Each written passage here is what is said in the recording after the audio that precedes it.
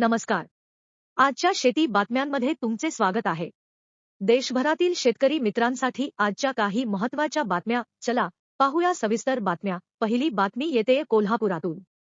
कोल्हापूरच्या ऊस उत्पादक शेतकऱ्यांसाठी आनंदाची बातमी आहे. साखर कारखान्यांनी थकीत पैसे देण्याचे मान्य केले आहे.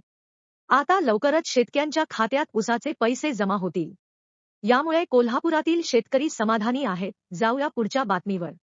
पुढील बातमी येते नाशिकमधून. नाशिकच्या बाजारात आज कांद्याला चांगला भाव मिळाला आहे.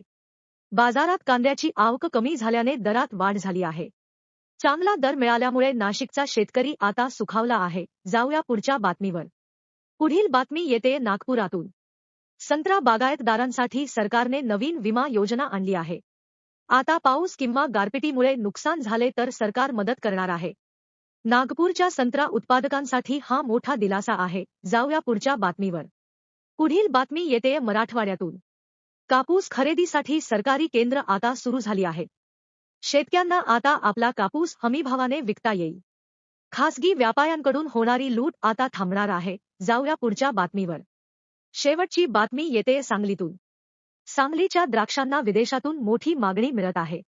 यंदा सांगलीतून द्राक्षांची मोठी निर्यात झाली आहे. यामुळे द्राक्ष बागायतदारांना चांगला नफा मिळत आहे.